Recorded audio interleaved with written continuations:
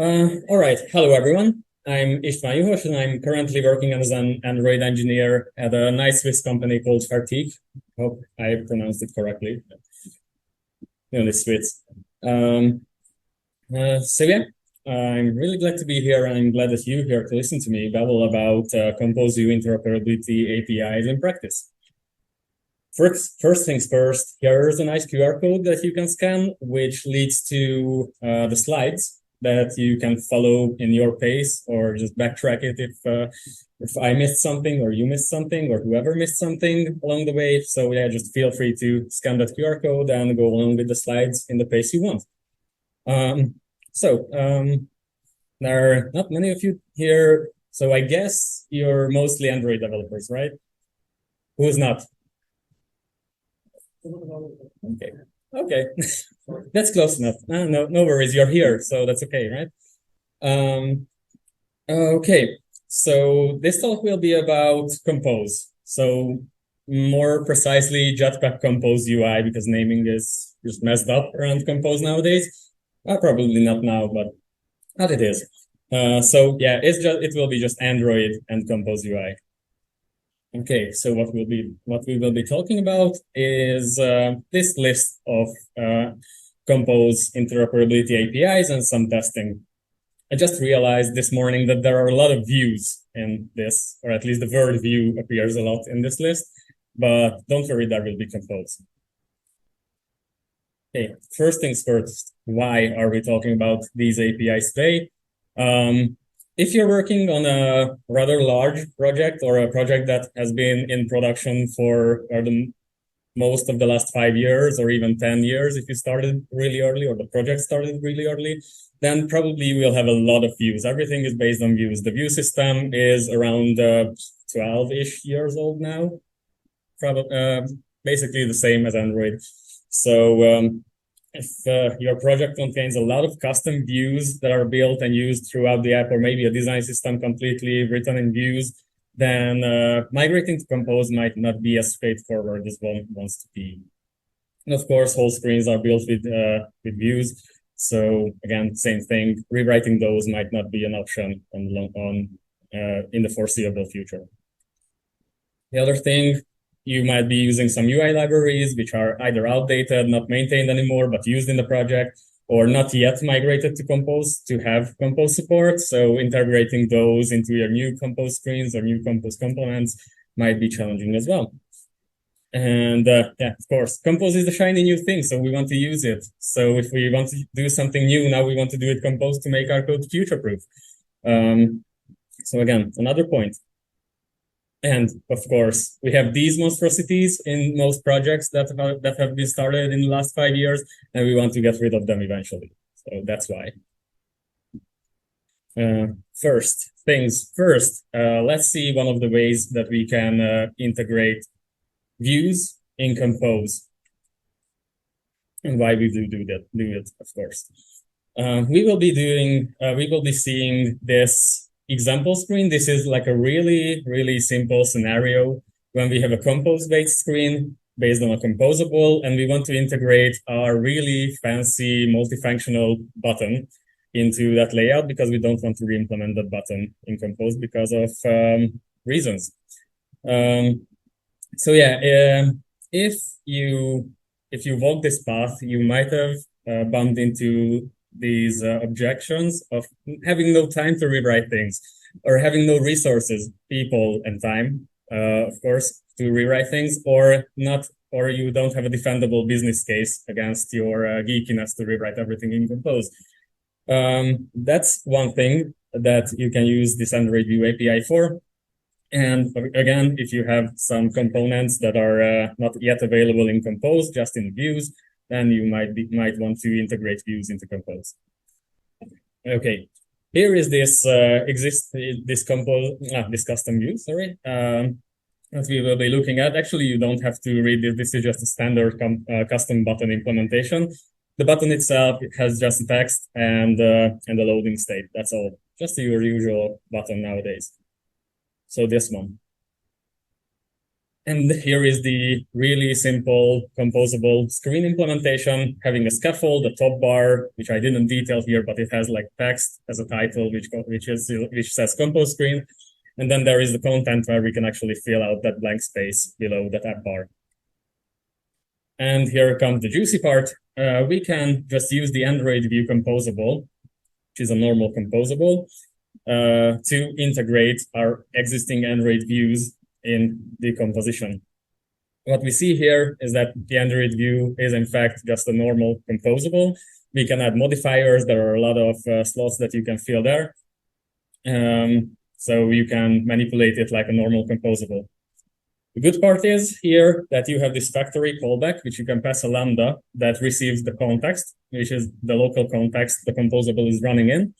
And you can inflate, or actually you have to inflate a view here. So the output of this lambda is a view. But here you can instantiate your custom view, this custom button view in this example, using the context, and the lambda has to return that view.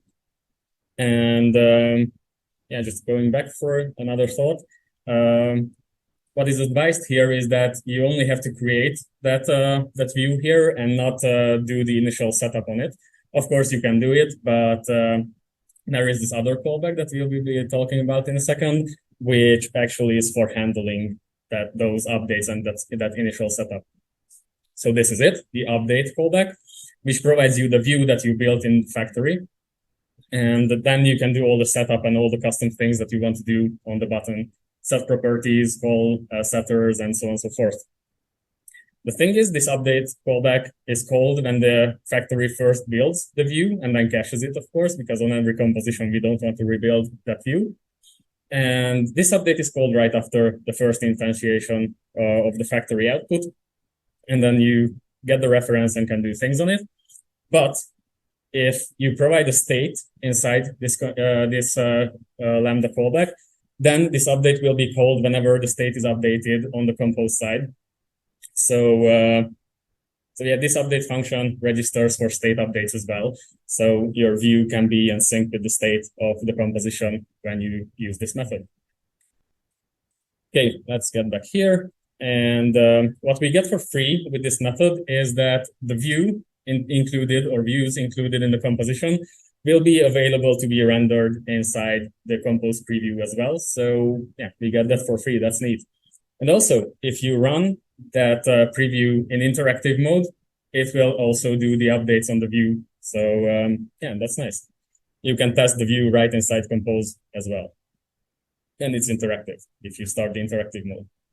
Also, if you might be using MP Android chart, because that's an awesome library, even though it's not actually that actively maintained anymore in the last 5 years, it's still awesome. It can be used wherever you want it to be, and it's very customizable. Of course, probably we all use that as Android developers at some point. And if you have implementation based on like MP Android chart, then you can easily migrate that to a composition without rewriting anything. You have to adapt it to the factory and the update method, but that's pretty much all. You don't have to re-implement anything if you just want to migrate this part of your code to Compose. Okay, so now we have a hybrid view, or like a hybrid UI that we, of course, need to test. Screenshot testing works out of the box if you're just using this Android view trick or API. Again, comparing pixels by pixels, that screenshot tests doesn't care about how the screen is built. It just cares about pixels, so it will be okay. But how about testing the layout and exercising the layout, clicking on this Android view from the Compose test and checking for the existence or displayedness of things? That's another question. Okay. We are back here, and now we have a standard Compose-based test, because if you're testing anything if you're testing things that have to do anything with Compose, you have to go the Compose way to test it. So in this really simple test, we just scope into the Compose test rule, which doesn't need to start any activity because we're basically in pure Compose now. And then we do some really simple behavioral testing. We create a variable to see if a button is clicked or not. Then we call the set content on the compose test rule, call the demo screen composable, and pass the callback for the button click that sets that variable to true. And then we will test if the button is actually there. So when we are doing this kind of testing, Espresso is already available to us because of the Compose and Espresso interoperability. So if we have an Android view inside the composition, then we can easily just call any Espresso method to find that button inside the composition and assert on it and exercise it. So this will work. And yeah, if we just assert if the button is clicked, if the variable is set, we will see that this test will succeed. This is a really simple example, but it works on bigger projects and bigger screens and whatnot. Let's see the other way around. When we implemented our new shiny component in Compose, again, a simple button, but let's imagine it's a new shiny component. You implemented Compose because it's easier. And then you have some old screens that you have to use that component in because the designer said so. You have to deal with this situation. So this example contains a view-based screen in an activity with a Compose button. Yeah, why would you want to do that? Again, Compose is the new shiny thing. It's easier to implement some crazy ideas coming from the designers in Compose than in views most of the time. But yeah, we don't want to refactor anything to Compose to use a composable. Okay, the layout itself is, again, really simple. There's a material toolbar inside the linear layout. This whole thing is view-based. And then to include that custom button, we add this Compose view inside our layout. Compose view is a host for composables. It's the gateway to the Compose world from the view world. But at this point, if you look at the preview on the bottom right, there will be nothing drawn because the Compose view have nothing to draw yet. Because if you go this way, then the composable to the Compose view needs to be set from Kotlin code to render anything, and that will only show in runtime and not in the preview. What we can see now is the padding that we added to the Compose view, that thin white line, and that's all that we can see with this setup in the preview. So not so convenient, but we will see soon how we can mitigate that even. So let's go on with this example. There is the simple activity set up with view binding, strictly not data binding, that we set up our activity with, nothing special here actually.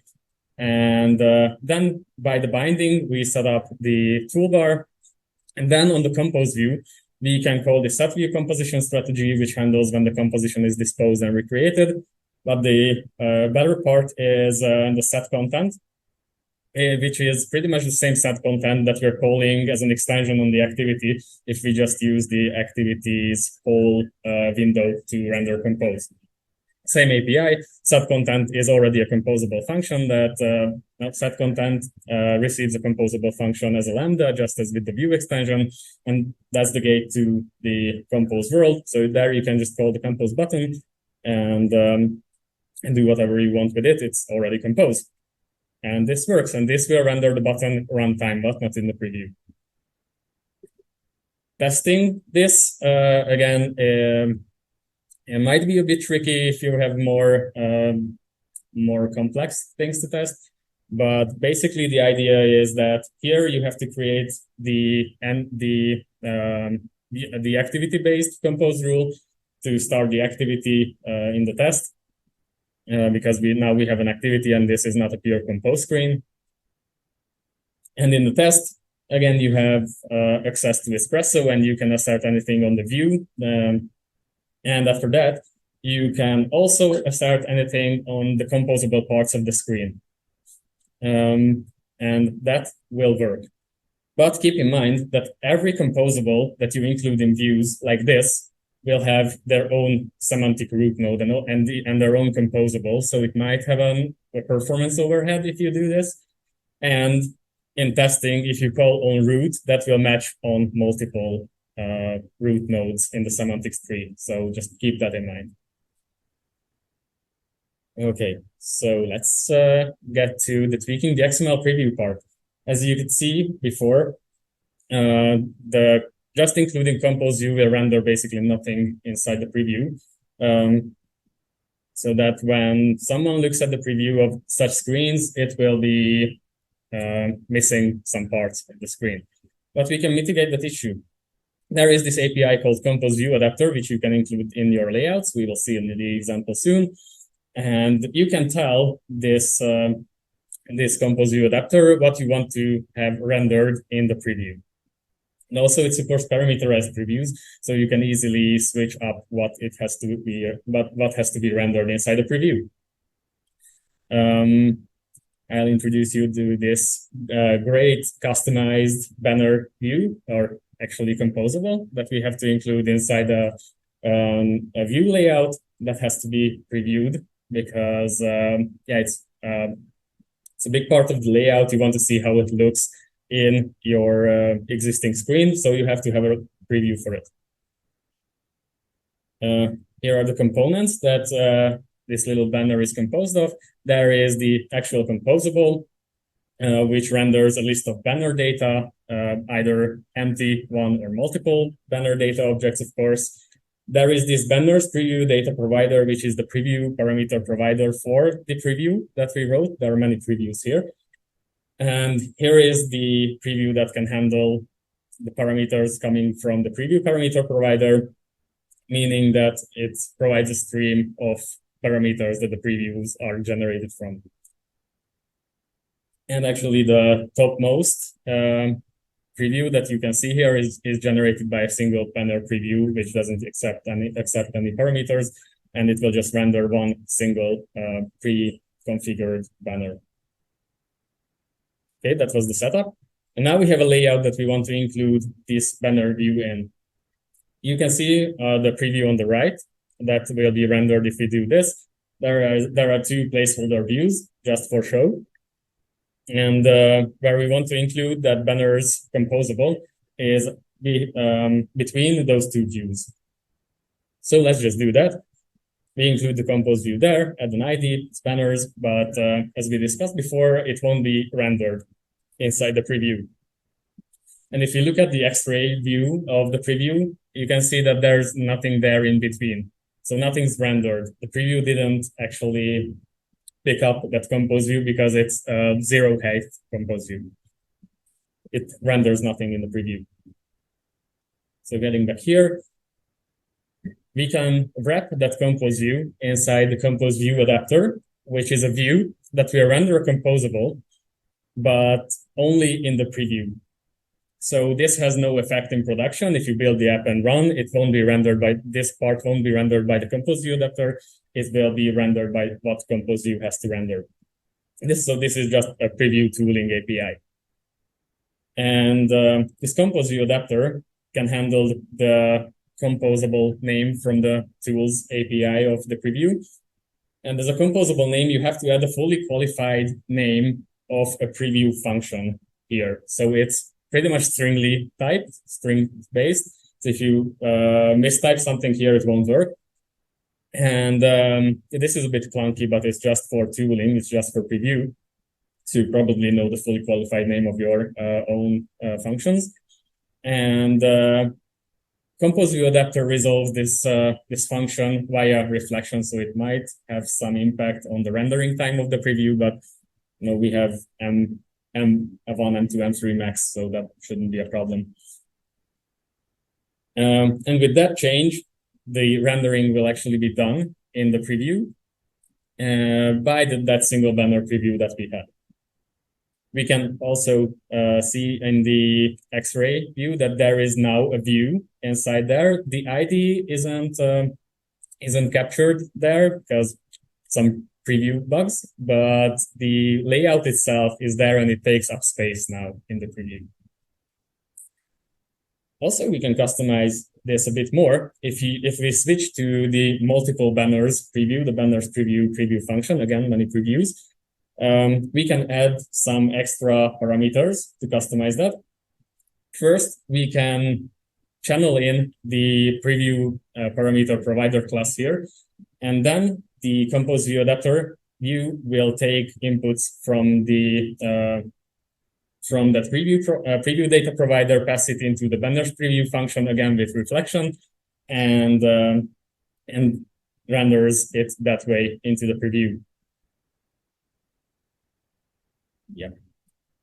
And to make things more sophisticated, there is this parameter provider index attribute on this tool, which is again not connected strictly to the whole thing that we're doing now. So we have to be careful to provide the correct values here. And this says that, okay, get the exact index from the banner, from the parameter provider class, from that stream, and render that data into the preview. So if we change it to 1 in this case, because we have 2 sets of data, you haven't seen that, but believe me, one is just a single banner and the second is multiple banners. So if you change this up to index equals 1, then the other preview data set will be rendered in the preview.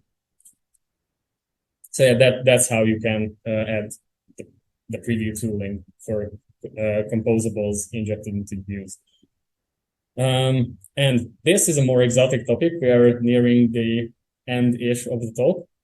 So there is an idea that you could create custom views. That's an old idea, right? But if you create custom views and you create composables as well, and you have to do it like 2 times, this is a niche topic, but you can face this issue in design systems. If you already have a view-based design system, then Compose comes in, then you start implementing your design system specification with Compose, then you have two implementations, but you don't want to maintain those. So this is that niche, and we'll see how we can handle it, but only vaguely because there is already another talk about that. So yeah, this is the part for self-promotion. There is already a talk for that. So if you want to get deep into this topic, it's really interesting, and it has many implications on performance and maintenance and so on and so forth. So yeah, just check that out. You can see the QR code for it. 6 seconds. Okay, no QR code readings. Right, so the idea is use Compose UI components to render views, to not do things 2 times. We have this Compose view. I'm starting a bit further away, and you will see where this goes. We have the Compose view. Compose view is something that we already discussed. It's used to include composables in views. And when you do this, there is this plus. It works in views, and it renders something that is set in runtime. And in runtime, you set it from Kotlin code, set your composable hierarchy there in Kotlin code via the set content. We already seen this. If you go deeper into Compose view, there are some interesting things to notice. Compose view itself is an abstract Compose view, a subclass of abstract Compose view. That's a hint. Put a mental note on that, and we will get back to it in a few minutes. Other thing that is noticeable in Compose view, that there is this private variable called content, which is a mutable state that is holding a composable lambda, a nullable composable lambda. And there is this content function that needs to be overridden. It actually comes from abstract Compose view that calls that content variable.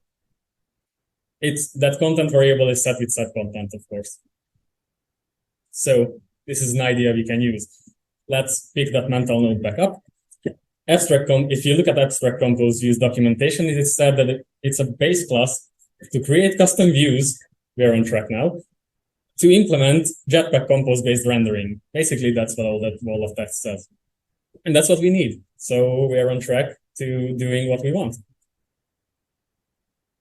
So when you create a custom button, like the view one in the first example, I'm backtracking to that, you could have used any layout, like a frame layout, to have the button and the loading on top, or like constraint layout, because why not? Or you can subclass the app.compat button and do customizations on that. Whatever. But what if we want to render that with Compose? we can switch to abstract compose view, which is a view.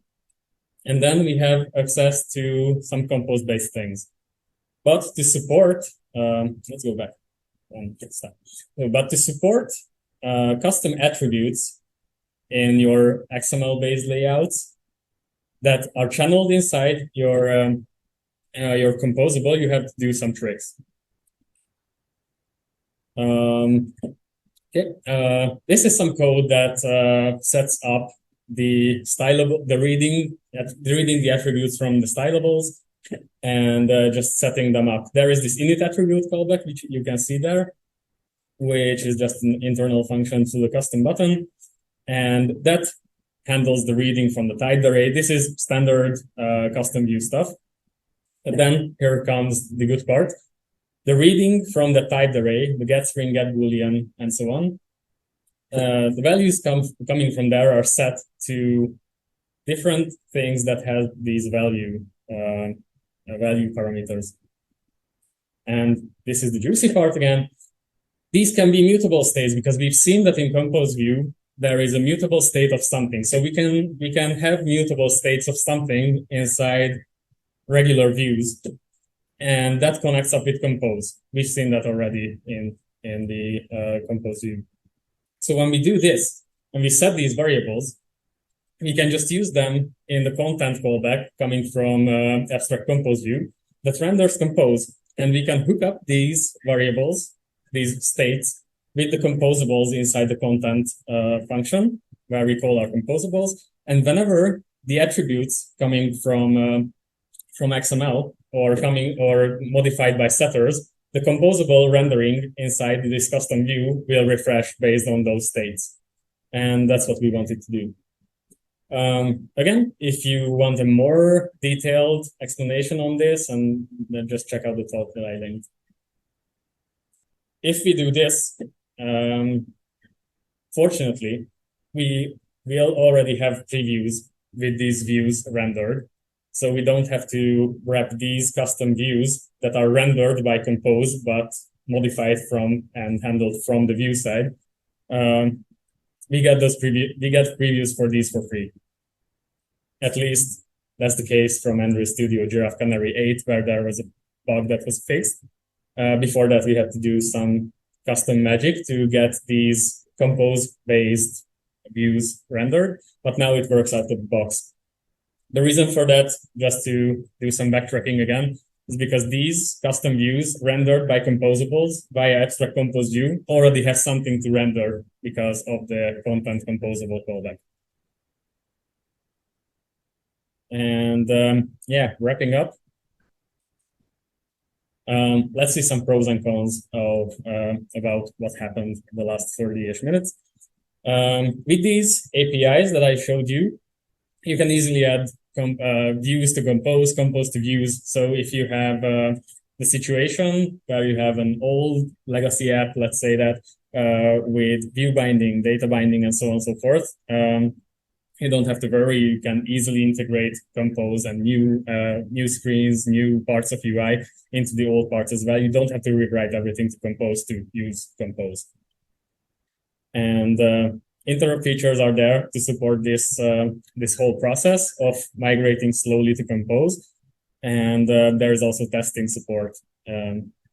So you can still keep your tests, update your tests as well as your screens, and be good with it. Where there are pros, there are, of course, cons.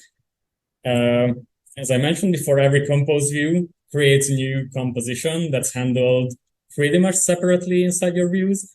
So you have to just think about not having many Compose views on a screen, and many, I mean, like in the tens. So if you have two buttons that are Compose views on a screen, that won't do bad things to your performance. But if you have composables as list items in the recycler view, that can still be a problem based on what the nature of those items. The Compose team in Google is working on solving this. Probably it's already solved, but there might still be edge cases. But anyway, if you're using recycler views, that might be a good idea to go to Compose directly with lazy columns and stuff. There might be some maintenance overhead, because if you get some new people on board on the project. They might not be familiar with these interoperability stuff and the edge cases of the interoperability features, so that might be an issue. And as you could see, testing is supported, is pretty streamlined, but it adds some complexity in your tests when you have to know which part of your UI is Compose and which part of your UI is Vue. We're almost done. Here are some resources that I used to create this talk. There are also 2 extra talks. I already showed one, and there is another for the testing part of this talk to get more deep into how the testing in Compose works. And yeah, finally, some closing thoughts. So yeah, if you're working in a big code base, multiple hundreds of screens maybe, there are apps like that, you can just go with Compose on the new screens, no issues there. Navigation can also work if you arrange your views and screens properly. Like you can go to Compose just in fragments and activities. You can keep your current navigation, just go with Compose in the view layer. Those can be tested as well. Going full Compose is not necessary to have Compose in your code base. Testing is supported. As you could see, views and composables work together really well. So you decide your own pace whenever you're starting with Compose, or if you're already working with Compose. Yeah, you don't have to convince everyone to just jump on the train if you have like multiple teams and things. Whenever you're doing these interoperability features, that's a hard word, right?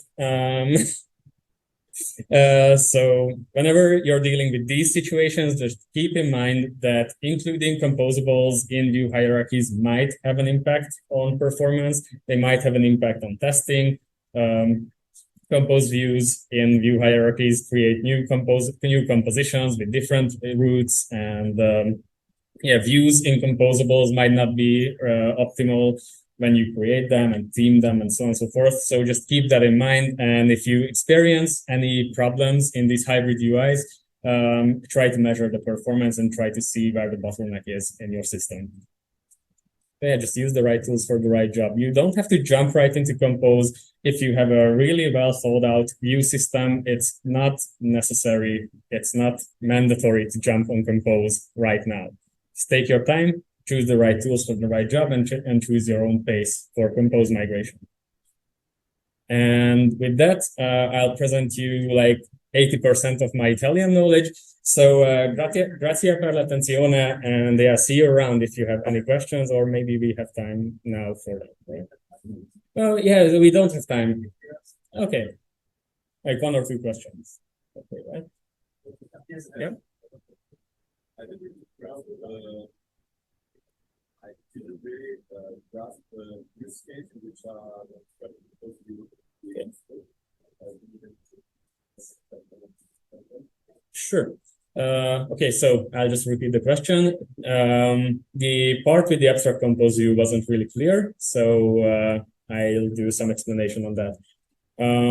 Imagine that you have a design system already built with views. Like your team has been working on it for 2 years. Everything is laid out, is documented, and prepared for views. Every component are views, and then you come in with some compose ideas that this design system might be easier to maintain with Compose if we just rewrote the whole thing in Compose. And then management says no, like rewriting everything and then dropping the views, and yeah, that's a big migration, don't do it. Like it's not necessary, it's not a good business case. And then you say, okay, you'll do shadow work and you do it anyway. So now you have 2 implementations eventually, one Compose and one view. And then the designer comes in and says, okay, let's change that button. Then you have a Compose implementation to change and a view implementation to change. Also, you have 2 things separately used throughout your system. I mean, this is a really niche problem, right? Not everyone will have this problem. But this is my example that I can give to you. And then you say that I don't want to copy things 2 times with 2 different systems. And then you say, okay, if you can handle changes if it's just UI change. You can handle the changes in one place, in Compose, because that's more convenient. Then you think about, okay, if we want to prepare for UI changes, then let's just change everything in Compose, and let's make the views render the composable that is already changed. And that's the part where the abstract compose view re-implementation or implementations comes in. And yeah, I actually didn't give you the context on the attribute handling part really well because of time limit. But yeah, you have this view used in 90% of your app that has to change. So just the rendering, of course, and maybe some of the interface, because like new parameter comes in that can be changed, the background color, for example, whatever.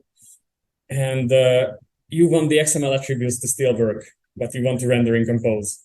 So you have to connect those two things together, coming from XML via inflation and via the view system. And then you have to connect that up with the Compose rendering. And that's what the states were for inside that's composable. And that's why I showed you the styling attribute connection to the content composable inside. So it might be a niche problem, but you might face it in the future with migrations and stuff. Check out that other talk. That's a good indication where this goes, actually. You're welcome. Anyone else? Okay, I'll be around if you come up with anything. Thank you very much.